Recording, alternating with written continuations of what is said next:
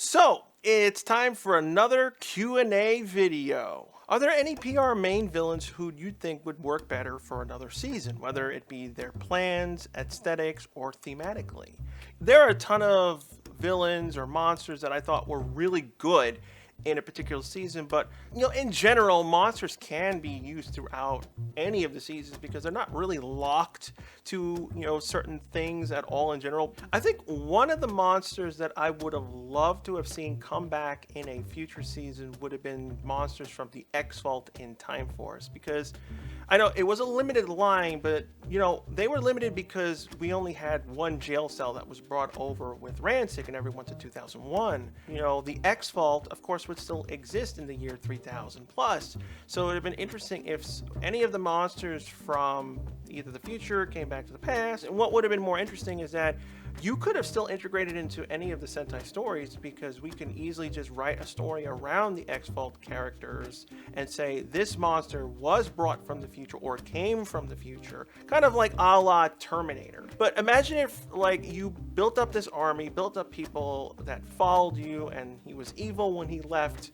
3000 to 2001, then all of a sudden he comes back to the present. He's goody two-shoes and he's willing to help the Rangers, and then after Wild Force's team up, he turned completely human. You could kind of think of a story where, oh my god, the reason why he worked and started working for the side of good was because they promised him that he would turn human, and he got it all of a sudden out of nowhere. So I think a couple of people from the X-Vault, or people that just loved Rancic from that time period, would have been interested to come back. They could have easily integrated into pretty much any of the seasons. You just have to say oh, this monster could look like from the X-Vault or from the year 3000, and that would have been really interesting to see. If you can recreate any Ranger series, which one would you change, and what things about the series would you change? Rangers, Morphers, etc. One of the main seasons that I really don't like the gear aesthetics in general, I really didn't like the Ghost Sager / Megaforce stuff.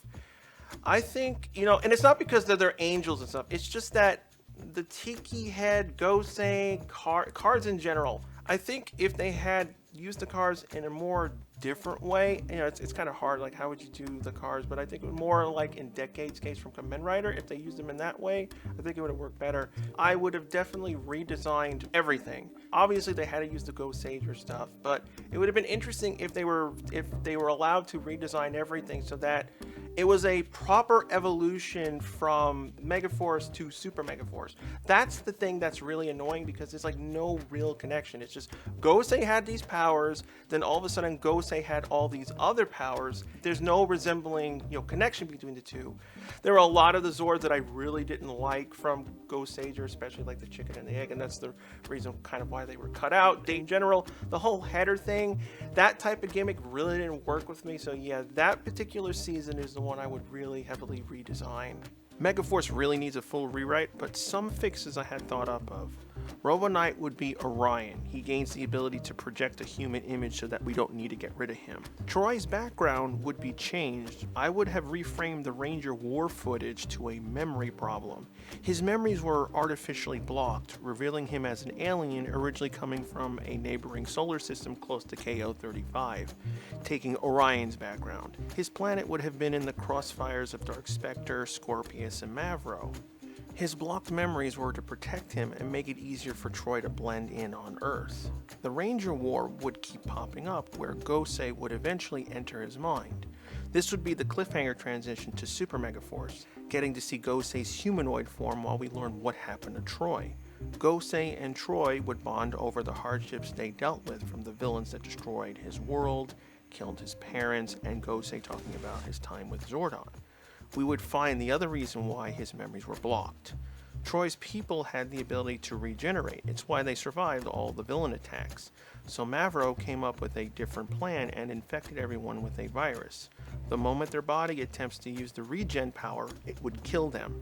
To stop it, they erased their memories of what they were and tricked the body into thinking they were human-like. It saved a few, but millions died. Now that Gosei cleared the memory block, Troy's body activated the virus. Gosei attempts to infuse his energy into Troy, where the virus starts affecting Gosei.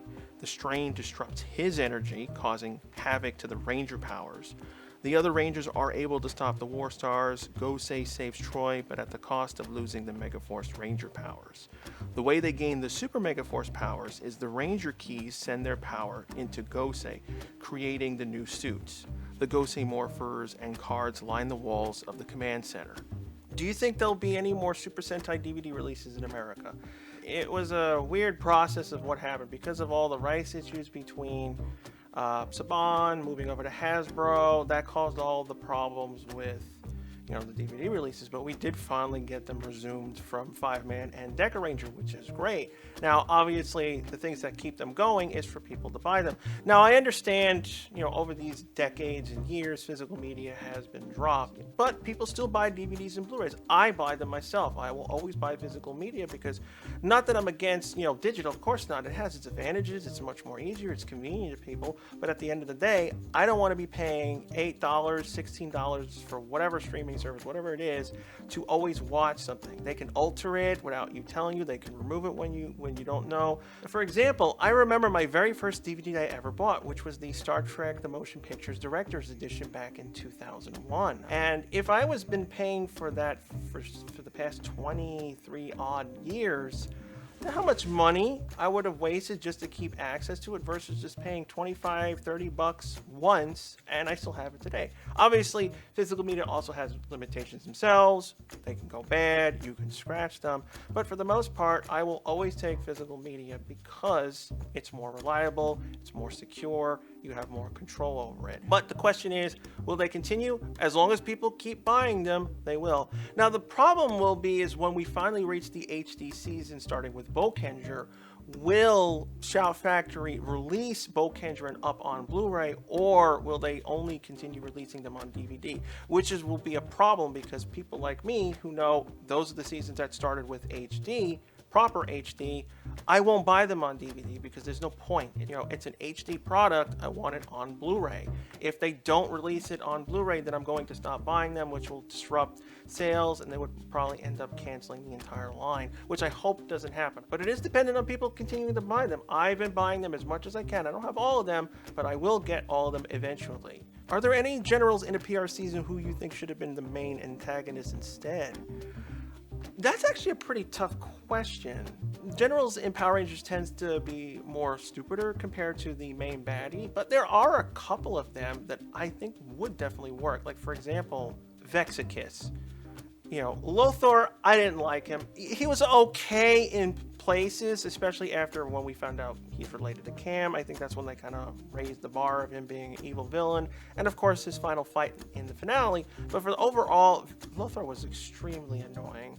He didn't really live up to anything what Hurricaneer did. And I think Vexakis would have worked as definitely a main villain. Again, love Michael Hurst. He played him as a good villain. He was written as a good straight villain. I think it would have worked really well.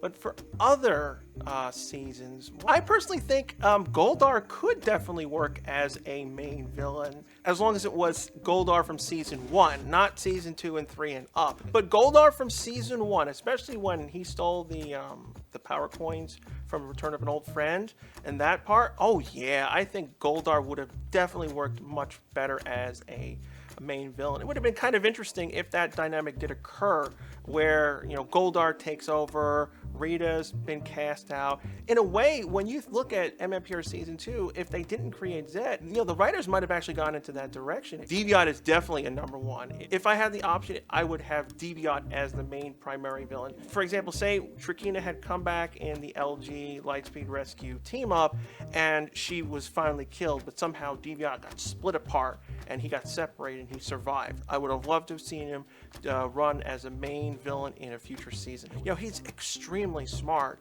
and even though he fails and loses, it doesn't feel like he's an idiot like in MMPR days. So I really would have loved to see what he could have done as a main boss. Favorite Power Rangers toy line and why? Least favorite and why? What is your favorite Power Ranger morpher to have out and fiddle with? A couple questions here. Favorite Power Ranger toy line definitely has to go to Dino Thunder. It's the one toy line that I personally completed everything from. Now, for the most part, I got most of everything from Kyoryuger, for example. I love the Dino seasons in general, but I usually don't have everything. Like for MMPR, I'm missing Dragon Zord. I'm missing the regular color version of Megazord, things like that. I'm talking about base stuff, not like the limited rare edition plates and stuff that would be impossible to get. I would love them, but I don't have, like, if I'm going for 100% complete, that's not doable. But I meant have everything, including, you know, Baku Reno, the Blizzard Force Megazord. Yeah, I have everything from there. I love the designs from that season. Least favorite toy line.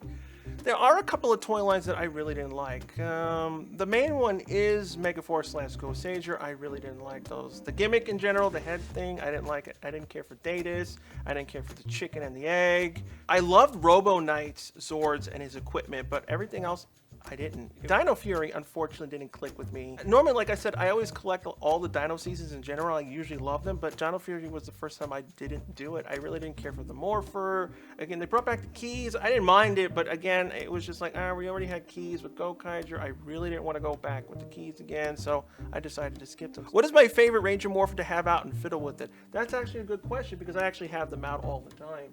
And that is the Zeonizers, or in case, you know, the gold Zeonizer. I have both of them out. I always fiddle with them. I do have a couple of other morphers out, the Magiphone and the Chronomorpher. I usually fiddle with those all the time.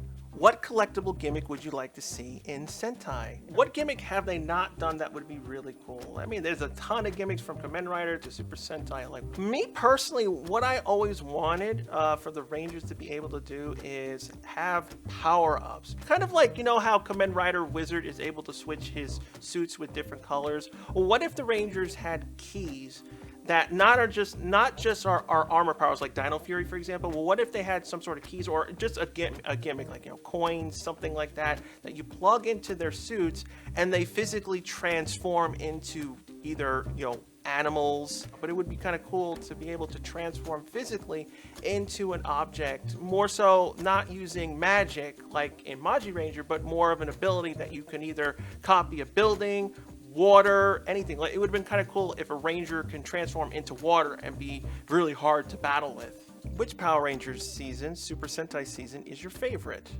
Well, that's a pretty simple question. Lightspeed Rescue, still to this day, is my favorite, but there are a lot of seasons that I really wanted to say that that was a pretty close second, like Beast Morphers, Time Force, obviously, and a few others like Dino Thunder. I really love the season as well, but ultimately for Power Rangers, still to this day, is Lightspeed Rescue. Why? I think Time Force does have the better cast. I will admit to that. They really had a really good family cast dynamic. But for the most part, I really loved everyone from Lightspeed Rescue. From Ryan Story, Carter, where he went through, Captain Mitchell, Miss Fairweather. All the extra characters were involved into the main primary story, which doesn't usually happen. Usually we just get 3 or 4 Rangers, and then that's it. But in this case, we had a ton of characters. I loved the Ryan, Dana, Captain Mitchell arc, Chad and Kelsey, and of course, you know, Joel, all of them. Kelsey, you know, she was very rough in the beginning. She really didn't act that well, but she got better over time, so I really respected Kelsey. Could she have done more? Yes, but she did have really good, important episodes, which is why I loved Kelsey. Chad, of course, he was really good from the get-go. I loved his, you know, I loved the actor's acting style. I loved his personality of the character, especially with when Joel and Chad worked together in those team-up with the Mega Battles. Really great moments. Now for Super Sentai, ooh, that's really hard to pick. There's so many good seasons of that. Now, obviously, a lot of people will probably pick Gokaiger, Bokenger maybe, Decoranger's probably a high one out there, but I'm gonna be the odd one out, and I'm gonna pick Hurricaneger. Now, obviously, it's gotten a lot of like anniversary specials and whatnot, so it is popular to a degree. But I think mainly the reason why I picked Hurricaneger, because it was the very first Super Sentai I was actually able to complete all the way through. Because, you know, when I was a young kid and I started finding out about Super Sentai, we were stuck with very little, you know, resources in order to watch them. I got bootleg VHS tapes that were not subtitled, so we only got a hold of every, you know, so many episodes, and we were watching them raw, and that was like the time where I was kind of starting to force myself to learn Japanese. I loved the team's dynamic. I think what I loved about it, because obviously I saw Ninja Storm first before it, and I always wanted to see like what was the source material like, and you know, I did like Blake and Hunter, but like I said, I always had problems with Hunter because I didn't do anything with him. And I was always curious, like, why did Hunter get neglected? And in most cases, when it comes to that, is that because they couldn't adapt the material from Super Sentai, so that's why Hunter was dropped. And when I saw what they were doing in the Hurricane trips, especially when they had to cover up a lot of the censorship, where the episode where what's his face put the collars on them, those was actually killing them. But in Ninja Storm, obviously they changed that.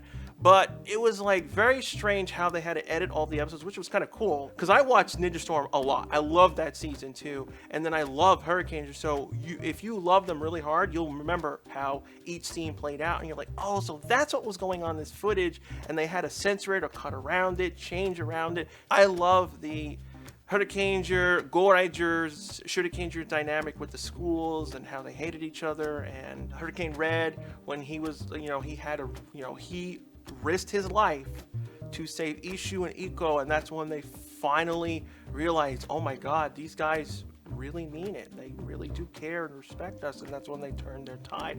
Are there any series that could be significantly improved by removing a character? Well, the obvious one would be Victor and Monty from Ninja Steel, but if I really had to say something like really important where it would have made the show better, I will actually go with Master Xandrid in Samurai. Obviously, he's in the footage and they have to use him, but how poorly they used the guy.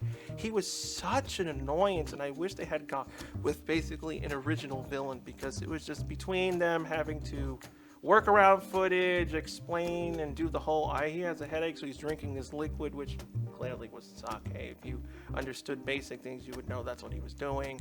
But yeah, the villain side was really wasted, especially compared to like what you saw in like Dino Thunder. Oh, come on.